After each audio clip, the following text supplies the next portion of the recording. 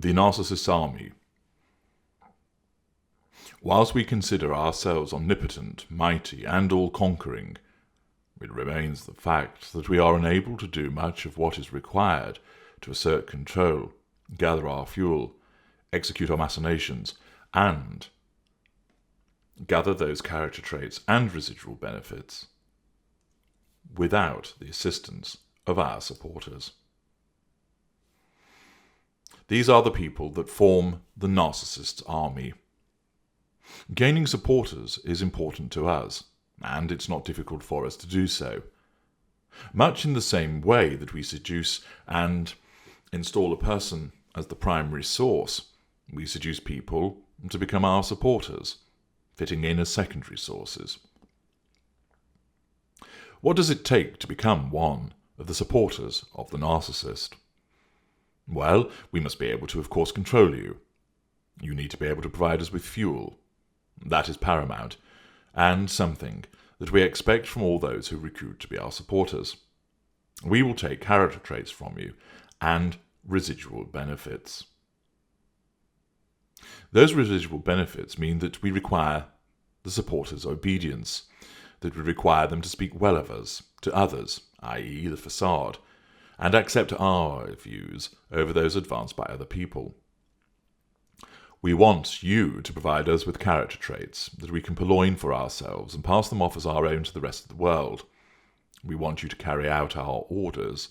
Not everybody that we recruit is able to carry out these requirements, and therefore this results in us having different classifications of supporter. Remember that this active recruitment for the purpose of the prime aims is done in an aware manner, where the narcissist is an aware one, namely greater or ultra. However, the vast majority of narcissists are unaware, being lesser or mid-range, and therefore, whilst they too, of course, recruit supporters into the army, that is that of the narcissist's army, and do so in differing ways, they do so unaware of the real reason that they are doing it. They believe that they want some help. They don't realise that this is a ritual benefit. They do so in order to ensure that that person supports them. They don't realise that that is the assertion of control, and that there will be the provision of fuel. Where do these supporters come from? When you first become entangled with our kind, in a romantic ensnarement, you will notice that certain narcissists have family, friends, colleagues, and acquaintances who think highly of us. That is invariably mid-range, greater, and ultra. It can be with some lessers, although the fractious relationships that exist between lessers and their secondary sources can be a little more obvious. There will be occasions when someone who appears to be a stranger will stop and say hello to us on the street. We receive particularly good service from a waitress who evidently knows who we are. Our supporters are drawn from everyone around us. They do not all have to be friends with us. Many supporters remain in the ranks of acquaintances, colleagues, and minions, without ever advancing to the status of being an inner or outer circle friend. But for every category of proximity of the provision of fuel that exists, those people are our supporters. There will invariably be an impressive infrastructure of supporters in place when we first interact, but it won't end there. We also want your supporters to become our supporters.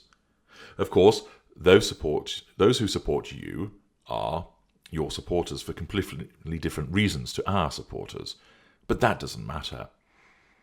Your supporters, at least initially, will also be subjected to the charm, pleasantness, kindness, and magnetism of varying degrees in order to draw them into our sphere of influence and anoint them as one of our supporters. We don't recognize the boundaries. We don't recognize that these are your friends and that they are not necessary to be utilized for the purposes of our assertion of control. No, they are fair game. We regard it as fundamental that we endeavour to recruit your supporters to be ours.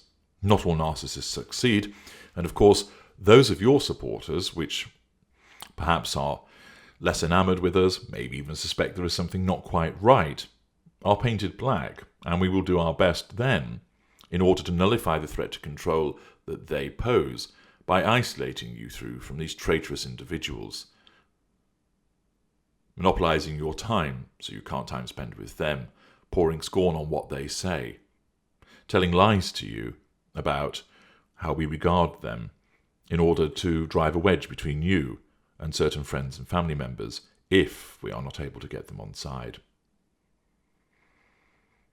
At first, it's not a mutually exclusive arrangement. Indeed, since you are firmly in the golden period, then it is easy for these people to support you and us. It is once the devaluation begins, where you are an intimate partner primary source, or if you're receiving corrective devaluations as a secondary source, and especially when smearing occurs, that the value of your supporters to us becomes even greater. It is then that those supporters show their true worth to our kind by altering the way that they deal with you and or refusing to alter the way that they deal with us. We will always aim, either in an unaware or an aware manner, to recruit from within your ranks. So, what are the categories that we classify our supporters into? The facade. I regularly make mention of how the maintenance of the facade is important. Mid-range and greater narcissists and the ultra want the world to think that we are kind, wonderful, interesting, charming, generous, superior, and an all-round decent person. There are differing facades that exist dependent upon the type of narcissist that you're dealing with. So some mid-range narcissists will operate a facade of helpfulness, the overwhelming angel, for example, by reason of the middle-range type A. Upper mid-range is more about a facade of effectiveness and superiority.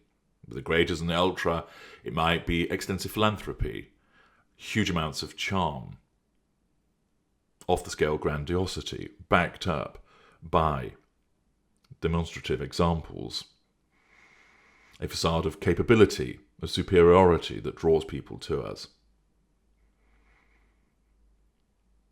Those people who are assigned to the facade serve a purpose as creating that facade, which we can then use to triangulate against other people for the purpose of control. The people in the facade also provide us with control, fuel, character traits, and residual benefits. The facade is supported by a vast array of people, ranging from family, friends, colleagues, all the way through to even strangers.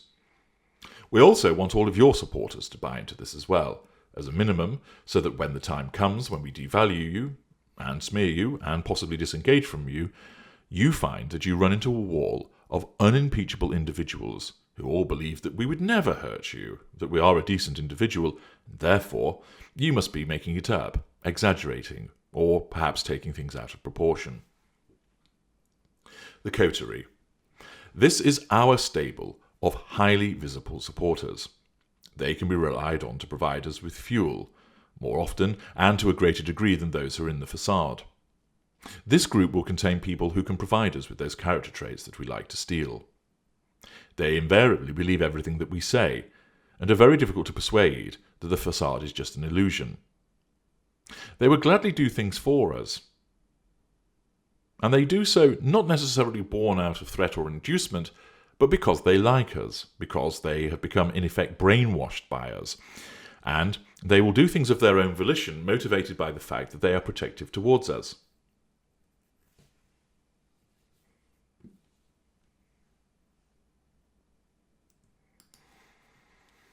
We do not regard their loyalty and blind obedience to be that great. However, if we ask them to tell the world how great we are, they will in effect do so. If we want to borrow money, get a lift somewhere, have them pick up a parcel and so forth, they will willingly do so. The coterie can often be a competitive place, where its members vie against one another for our favour, in order to show that they get to spend longer with us, or time with us alone, or that we have praised them over someone else. The coterie can be relied on to always agree with us, disagree with you, laugh at our jokes, stand and listen to our anecdotes, and marvel at our magnificence. The coterie will embrace you warmly when we begin our seduction of you, but do not be fooled. None of them truly like you. They only pretend to do so in order to gain our favour. They are envious because they want to be our favourite. They want to be the primary source. They don't know what a primary source is in the same way that you don't, but they want to be regarded in the same way as the way that we regard you during the seduction. The promise of a more intense golden period to one that they already enjoy as a secondary source often keeps them in line. Imagine, if you will, a royal court, and these courtiers are always to hand, gossiping, scheming, and pretending in order to gain some royal grace and favour from their monarch, as, when we give the signal, this group of people will turn their backs on you, happily disseminate our propaganda about you, and support our smearing of you. The coterie can consist, of course, of other narcissists, normals, and indeed empaths, whose emotional empathy towards you becomes reduced as a consequence of an external stressor, namely misinformation. If we keep telling the coterie that you're abusing us, if we keep telling the coterie that you're a horrible person, they will invariably believe it. Why would they believe to the contrary? We've always been decent towards them, and indeed, in some instances, those that exhibit envy want to hear that things aren't going particularly well for you. Those are normally, of course, the normals and the narcissists that were thinking that way, but even some empaths could do that as a consequence of the reduction of their emotional empathy. The turncoat coterie. This group is similar to the coterie, but contains those people who were once your supporters. Initially, the person is admitted to our coterie because they are content to support both you and I during the golden period, and therefore there's no difficulty. This person ends up being earmarked, either consciously or unconsciously, by the narcissist for the turncoat coterie because they naturally promote the facade, but they want more. These individuals actually end up contacting us and not you. They talk to us without you being around, and as time progresses, we ensure that their loyalty to us becomes greater than their loyalty to you. To put it in your parlance, they start off as one of your friends, become both our friends, and then decide that they want to be our friend rather than remain friends with you. This person's status is never apparent until it is time for them to make a choice between you and I, which is usually around the time of the smearing and disengagement. They will not actively do anything against you, but they will promote what we say to others, and end up turning their back upon you when we decree that ought to be done. And again, that arrives as a consequence of their own decision-making. They do so of their own volition, following the repeated smearing that occurs. Not only, of course, do we revel in such a recruitment since it bolsters the number of our supporters, but it also means that you will be controlled by their treachery, and this provides us with fuel and emphasizes our power. Lieutenants. The agents who believe what we say, remain loyal, and carry out demands in order to retain our favour and receive other tokens of our appreciation and largesse. Our lieutenants are not only those who will provide us with fuel, carry out favours for us, but they will actively assist us in our machinations. Whether it is finding out information about a prospective target before we engage, administering one of our devaluing manipulations by proxy, or utilising the lieutenant in a hoover, these in effect are the elite of our supporters. They may not number many in nature, and they don't know what they are. And, invariably, of course, they don't know what we are, other than they often regard us as a brilliant and magnetic person, a solid friend, somebody that they like. We will have invariably undertaken favours for them in order to secure their loyalty. We may also have some dirt on them, which can be used in certain instances to apply pressure if we have any concerns that their loyalty is wavering, and thus we can manipulate them accordingly, often with the use of threat, where mid-range narcissist, with the greater and the ultra, an implicit indication that it would be unwise for them to step out of line. The lieutenant, of course, can be called on for fuel in times of emergency, to assist in smearing, to gather information for us, and to remain under control and loyal. We often endeavour to keep one lieutenant that you don't actually know about, so that he or she can be used with impunity, often during a hoover. This behaviour usually exhibited by greater or the ultra.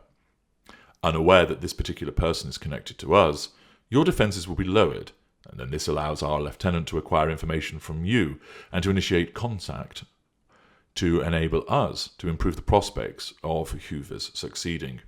Of course, this is planned activity, and therefore falls within the remit of the greater and the ultra. You may find that not long after you have escaped the narcissist that you are approached by someone who seems interested in you romantically. There is a good chance that this person is a hitherto unknown lieutenant of ours. Not only does this improve the hoover prospects, but, if you happen to succumb to it and later escape or evade it in the first place, and realise that a lieutenant was involved, this will cause you to remain anxious about anybody else who engages with you romantically. This causes you to struggle to move forward and find someone new who will distract you from thinking about us. Finally, we have the turncoat lieutenant, the ultimate supporter. This person is a friend or family member of yours who you think that you can rely on and trust, but in actual fact they are loyal to us. And not only that, they are actually briefing against you. It is this person who enables us to acquire your new mobile telephone number after you've changed it post-escape. It is this person who tells us where you've moved to, where you will be on a particular evening, and who you are fraternising with, in order to maximise our attempts to hoover you. This person will operate on our behalf, so that during devaluation, when you are seeking solace from them and trying to understand what is happening, this turncoat lieutenant will be advancing reasons which support our position and undermine yours. You can expect them to say things to you such as, "Are you sure that's what really happened? I think you're overreacting, to be honest. Maybe if you tried X or Y, he'll calm down. Well, is it any wonder he does this? He works really hard. Perhaps he's stressed out. That isn't something you should be worrying about, trust me. You're becoming fixated with something that isn't a problem. You know, he does a lot for you. Often you don't know about it, and you should be grateful. I find that hard to believe. He's always fine with me. He wouldn't mean what you're thinking. I think you're seeing something which isn't there. Take it from me. I know she has your best interests at heart." If you start hearing comments from somebody in your family or a friend that you regard as more to be your friend than ours, or at least started off as your friend, and comments which sound as if they could be uttered by our kind, there is a good chance that you're dealing with a turncoat lieutenant. Often this individual has fallen for the lies that we've told about you, and, where relevant, the charm that has been sent in their direction. If this person is of the opposite sex, or same if we have that particular sexual orientation, there is a good chance that they may well become your replacement, and that is their reward for their loyalty to us and betrayal of you. We will be able to replace you as our primary source, and as our intimate partner. This person will advance any smears against you, and also persuade others amongst your supporters that we are right and you are wrong, causing confusion and doubt. Their impact is significant, and we always aim to recruit such a person, either, as mentioned, consciously where greater or ultra, or unconsciously where lesser or mid-range. Of course, your higher echelon narcissists are much more able to do this. A turncoat lieutenant will often remain undetected, waiting for when we need in effect to activate them, and then they have the potential to cause havoc in your camp, undermining you to others, turning people against you, and having you doubt yourself. A turncoat lieutenant is a dangerous weapon once recruited by us. These are the main constituent parts of our army. Which of those have you come across? Have you lost a friend that you thought was a good friend, only to find out that they moved to the side of the narcissist? And if so, do you know how that happened? And what did you do? Do share your experiences in the comments. I'm H.G. Tudor. Thank you for listening.